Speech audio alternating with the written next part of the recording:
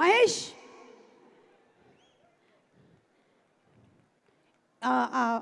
మాస్కులు పెట్టుకున్న వాళ్ళలో నువ్వు కూడా ఉన్నావా?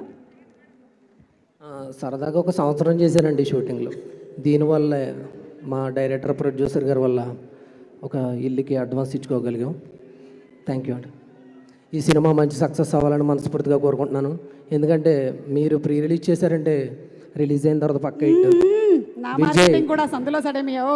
విజయ్ దేవర అంటే దేవరకొండ విజయ్లో విజయం ఉంది. పక్క ఇది చాలా మంచి సక్సెస్ అవుతుందని మనస్ఫూర్తిగా కోరుకుంటున్నాను.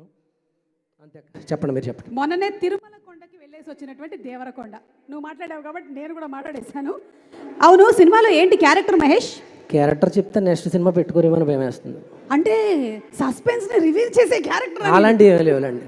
ఓకే ఓకే, చెప్పండి అక్క. సో భాగ్యశ్రీ బోర్సే గారి గురించి ఏమనుకుంటున్నావో చెప్పు. మనం అంటే చాలా అభిమానం ఆవిడకి అని చెప్పారా? నువ్వు అనుకుంటున్నావా? నేను అనుకుంటున్నాను, ఇంకా ఎలాగో దొరికింది కదా స్టేజ్ అని చెప్పి.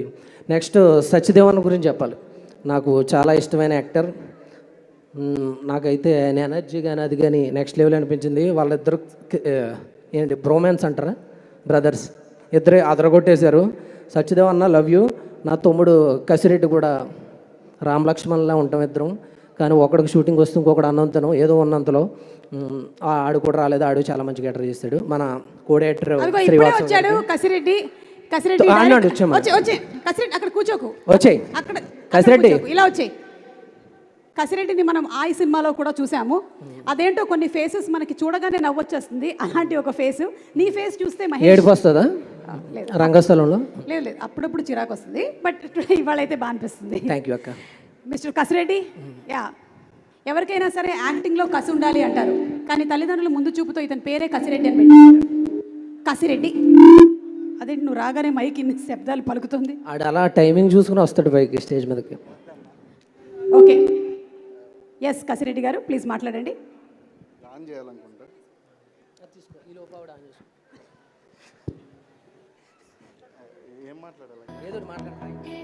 నువ్వు ఏది ఇస్తావు కదా అవుట్పుట్, ట్విట్టర్లో ఎక్కువ ఇస్తావు కదా, ఎక్కడికి ఇస్తావు కదా. టెన్షన్ వస్తుందంట, క్యారెక్టర్ అదరగొట్టేసాడు ఈ సినిమాలో. ఓకే,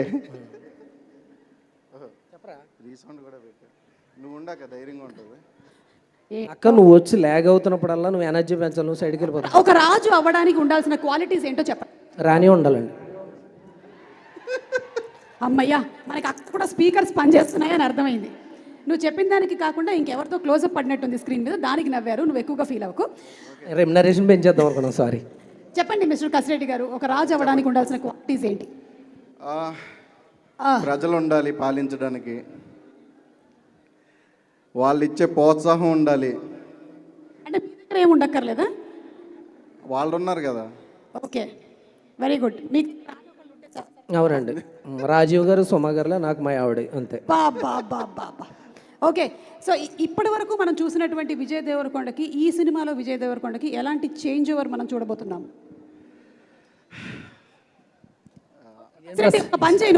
పంపించు అని అది కొంచెం సెటిల్డ్ పెర్ఫార్మెన్స్, చిన్న చిన్న బ్రీత్లు వేస్తూ ఉంటాడు. మీరు అది ఆర్ఆర్లు వేసుకోవాలి అక్కడ. జస్ట్ ఇది ట్రైలర్ అంతే అక్క. ఇప్పుడు దాకా జస్ట్ ఇది ట్రైలర్ అని అదే చెప్తున్నా. బట్ థియేటర్లో అరిసి అరిసి వాయిస్లు పోతాయి. వీలైతే ముందే రికార్డ్ చేసుకుని ఒక సౌండ్ బాక్స్ పట్టుకెళ్ళండి. దద్దరెళ్ళిపోద్ది థియేటర్. విజువల్గా మీరు ఎలా చూడాలనుకుంటున్నారో విజయ్ గారి ఫ్యాన్స్ అందరూ విజయ్ గారు ఆ రేంజ్లో కనపడతారు ఈ సినిమాలో.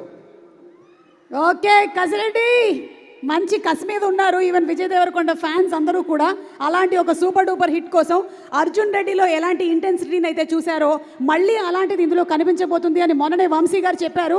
So waiting for July 31st. మామూలుగా ఉండదు. Thank you so much mister Kasireddy గారు. Thank you. బయలుదేరమంటారా? నువ్వు మాట్లాడదాం అనుకుంటున్నావా? మాట్లాడు. లేదక్క, అదే నీకే థ్యాంక్స్ చెప్దామని రాగానే పిలిచినందుకు. మాట్లాడండి. మీరు పిలిచే టైం కాదు, జస్ట్ ఇంకా రాలేదు కదా, ల్యాక్ చేద్దామని అంతే. ఓకే, అయిపోయిందా మాట్లాడడం? Thank you so much. Thank you mister Mahesh. ఈ మైకులు రెండు అక్కడ అప్పచెప్పేసాను. మీరు దేనికే వాడతారు నన్ను ప్రతిసారి.